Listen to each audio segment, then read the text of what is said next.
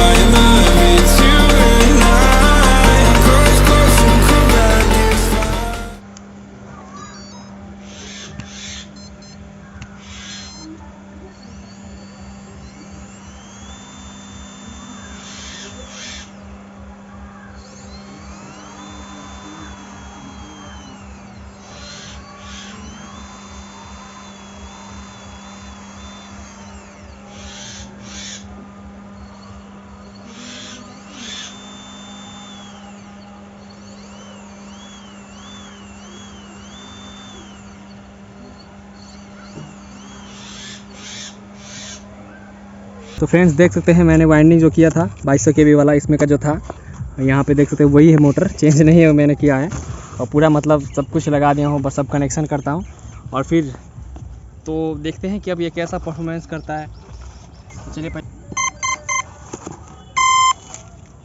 आवाज़ तो भाई सेम टू सेम ही आया है, सब कुछ सही है। और ये मतलब इसका सर्विसिंग एरिया, इसका टाइम ख़त्म है भाई, देख सकते हैं आप, पूरा पेंट उड़ गया हवा से पूरा इसका, इसीलिए मैंने चक्का वक्का सब हटा दिया इसमें से। पावर देख रहे हो ना आप लोग। और यहाँ पे सब कुछ काम कर रहा है, देखते हैं आप ट्राई होता है ऐसे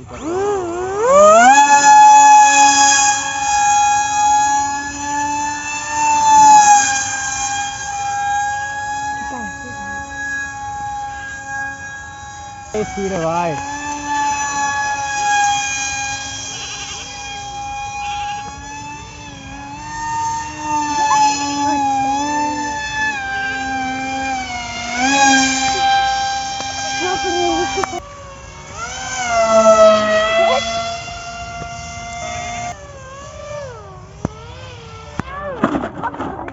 फ्रेंड्स फाइनली मैंने फ्लाई किया और बहुत ही मतलब मेरे से तो कंट्रोल ही नहीं हो रहा है भाई, सोच सकते हो आप लोग, मतलब इतना ज़्यादा पावर दे रहा है ये, और ये प्लेन का भी मतलब स्ट्रक्चर ख़राब हो चुका है, तो मतलब थोड़ा कंट्रोलर नहीं हो रहा है कंट्रोल। तो अब चलिए इसमें लगाते हैं अब जो 1400 kV का वाइंड किया था मैंने इसके साथ मैं यूज़ करने वाला हूँ ये 7 इंच का प्रोपेलर 2 ब्लेड वाला। तो चलिए अब इसको पहले चेंज करते हैं। चल चेंज कर, रुक दे।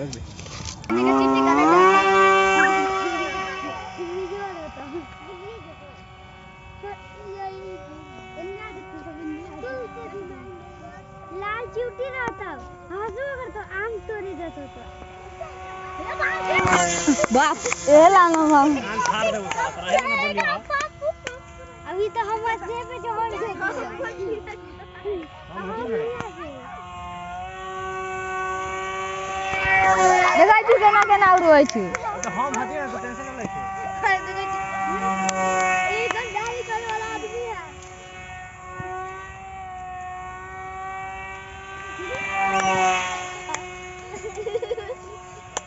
आई होप गाइज आप लोगों को ये वीडियो काफ़ी अच्छा लगा होगा और इस ट्रिक से आप जो भी ब्रशलेस मोटर खरीदे या फिर जो भी इन फ्यूचर आपको ख़राब हो जाए, इसी ट्रिक के हिसाब से या फिर इसी तरीके से आप अपने ब्रशलेस मोटर को वापस न्यू जैसा कर सकते हैं।